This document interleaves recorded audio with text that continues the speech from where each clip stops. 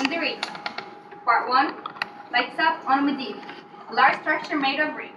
On the floor, a large oriental rug. Saddam Hussein and Azam al-Wallash sit and drink tea. Saddam wears a uniform. Azam wears jeans, sneakers, and a t-shirt. Time around 1991. Peace and progress. Peace and progress in Iraq. The north and south will be joined. Our great rivers, the Tigris and the Euphrates, on the banks of which civilization came into being, will run free. Run free, not be choked by reeds and marshes. Our marshes, the site of disease and backward ways, will be turned into arable farmlands. Our marsh people, known now for the stubbornness and backward ways, will become modern citizens. Therefore, I, Saddam Hussein, am announcing a great plan, the greatest engineering feat in history. The marshes of southern Iraq will be drained, completely drained. The marshes will be replaced by canals. Turns to Azam, who is dozing. What do you think? The Saddam River or the mother of all battles river? Beg your pardon? The Saddam River or? Both, of course. Who is in charge of this great feat? That's a great feat. The mother of all great feats. Who? My cousin, of course. Which one? Ali Hassan al-Majid, of course. Can we kill Ali? Wasn't guessing the Kurds enough? Now he's in charge of draining the marshes. Cousin Ali is a man of vision, like me.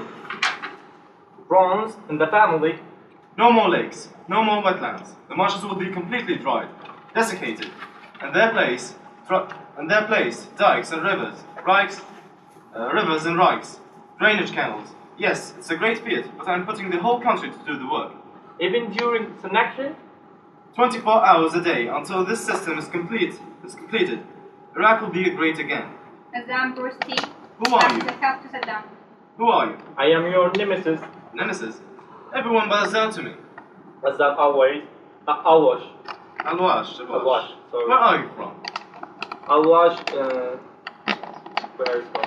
I was born in Nasiriyah. As a little boy, I was always going with my father on trips to the marshes.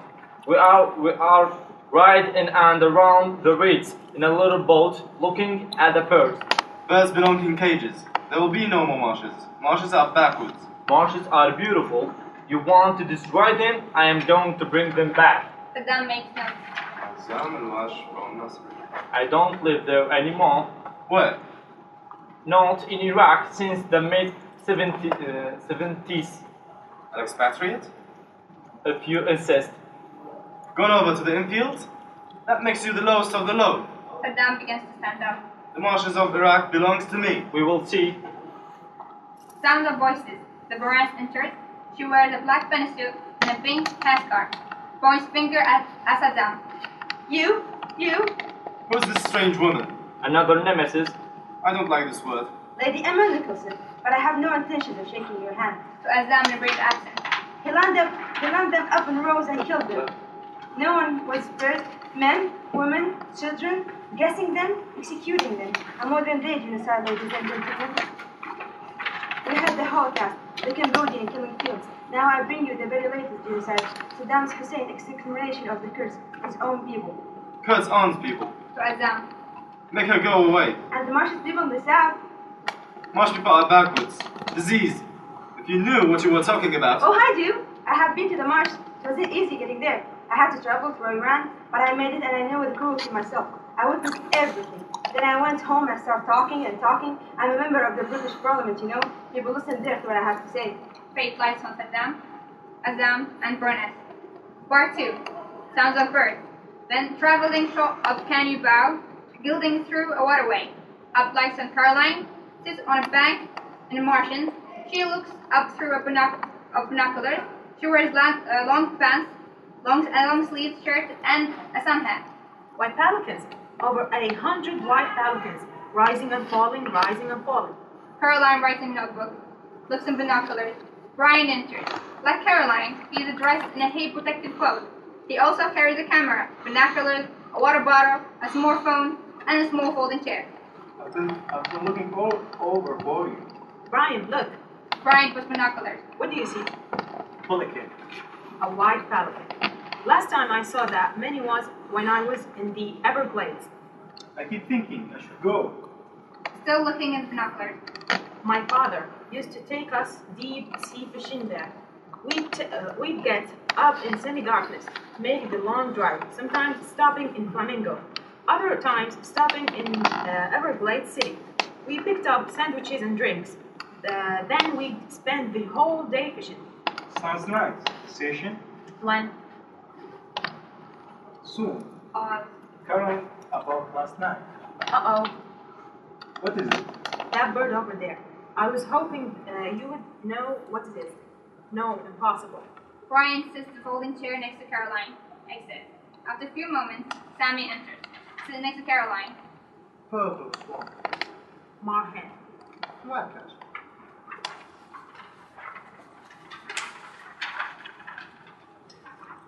That's a flycatcher?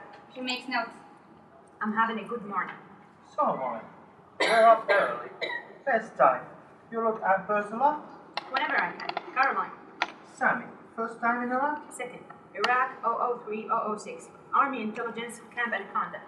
I came late, and missed the introductions. Never went south much. Back home, people think of your country as this dry desert. Here, the marshes are everywhere. Were. Yes, of course. Saddam wasn't the only one. Before him, the British. People have always tried to drain the marshes, but Saddam did the most damage. Nearly 3,000 kilometers of wetland were dry. 200,000 marsh Arabs lost their homes. That's why we're here. That's why I came. I wanted to do something positive. For a change. Sammy picks up binoculars. You don't think it's possible. Kingfisher? Caroline looks.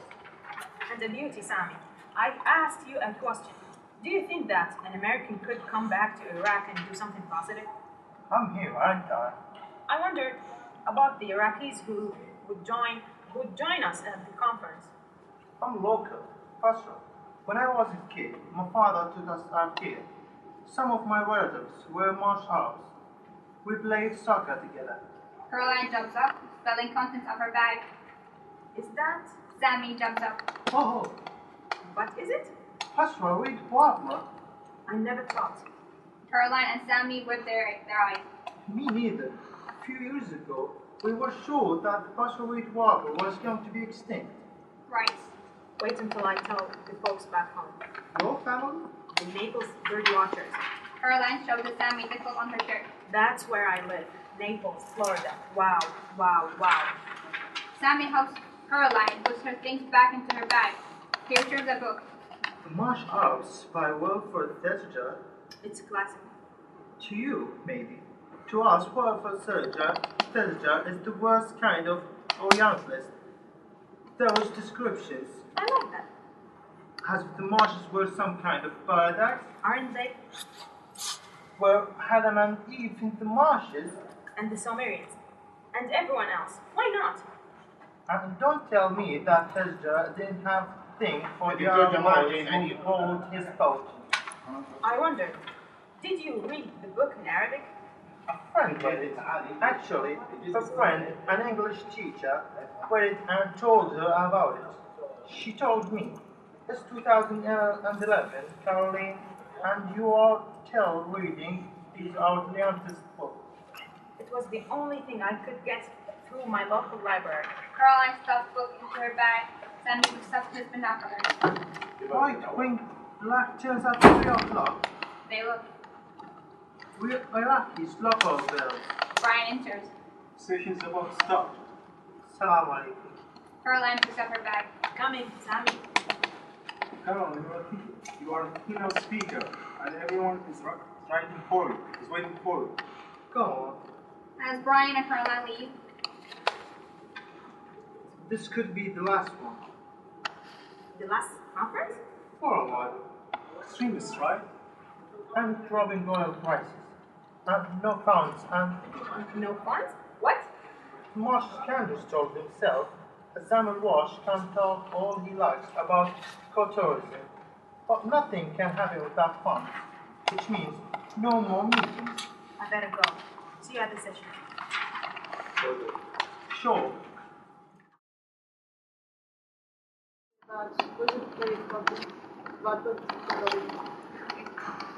Saddam? The play is about Saddam's plan by draining the marshes, draining the marshes, and how he despises people of his own country, especially the southern part of Iraq. And there are some characters who are British, like tourists or something. Caroline and Brian, and the Baroness Emma Nicholson. She is a British, a member of the British Parliament. She's like interfering about the Iraq stuff. And also there is the amazing part about Caroline and Sammy, like when he's along to a person sitting next to Caroline, yeah, and she was explaining stuff and that, and then the last time was in the similar and stuff like that. Yeah, and some like these tourists are more interested in the marshes of Iraq and its ecology than more than the Iraqi people themselves. So it's just. And the question? Why do you think Saddam Hussein wants to move the marshes? I don't think that he wants to move them, but he like as it is in the play, like he killed a lot of people, and especially the Kurds. He was afraid of rebels. And do you think it's like a punishment for them, or what? You think that they are scavengers and maybe they will make trouble things, you know. So they want them to live in more moderate ways, right? Yeah. He said in the beginning of the play, peace and progress. So he wants the progress. He doesn't want backward, like he mentioned. He was considering the people of the marshes are backwards and the size of disease, and so he wants to eliminate all of that. Yeah. And the catfish is a peaceful thing part. It's very interesting, and the discourse of Saddam is kind of trying to justify his oppressive measures. He's trying to justify that by calling the people as stubborn, as savages, and so on, just to give reasons to justify what he's doing. Well, rationally, what he has done is unjustifiable in any way.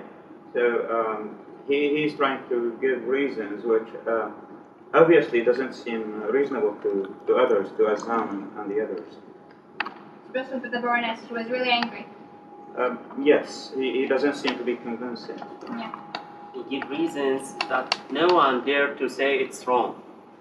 So you are obligated to say yes, either it's right or wrong. So it's, making peace by killing people.